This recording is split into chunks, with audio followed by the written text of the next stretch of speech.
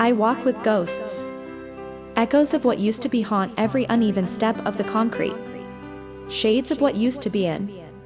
Outdoor tea house, stretching the length of a street, with square tables and bright, gold-patterned cushions appear on either side of me as I walk through my once familiar hometown.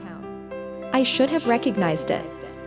I was there, wasn't I, when it all changed? I lived through it, the time when I became a stranger in my own country. I lived through it, when the rest of the world ripped our resources from the ground beneath us. And all the beauty of the gasoline fire sunsets over Mount Damavand couldn't match the beauty of the price of oil in their eyes. The ghosts tell me about the revolution when my own memory fails me.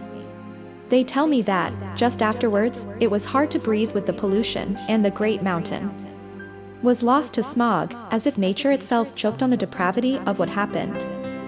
Sometimes, the spirits whisper of music and dancing, and I can almost hear the laughter as the women and men danced around each other and clapped in a rhythm that existed nowhere else.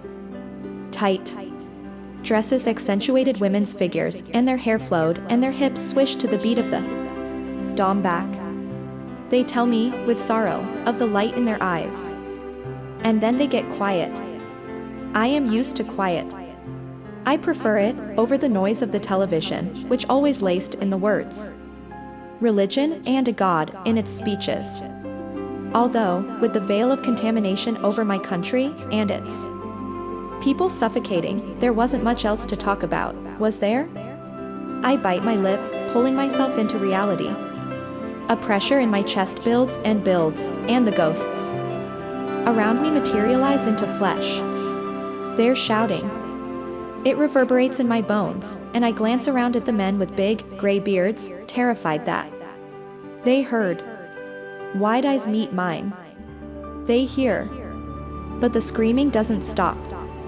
And through the screams, I hear women and children, and for the first time in a generation, they are ghosts no longer. A crack sounds in the sky. A person falls, but just like that, another takes their place. There is no time for grief in that screaming. Because I recognize that light in their eyes, even if I was only told about it. And I'm terrified that I don't have it. I want to run. My heart pounds, blood rips through my veins. My breaths are heavy. I've never wanted to run home more in my life.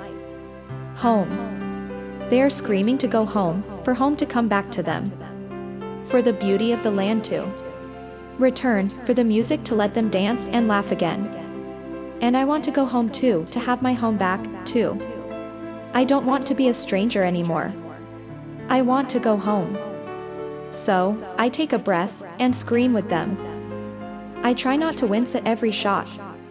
Tearing the world in two, dropping those beside me. I want to be free to go home, and the voices rallying with me want to be free too, and only we can achieve that for us. There will be no saviors. It will be us, for us, fueled by the ghosts and whispers of a memory.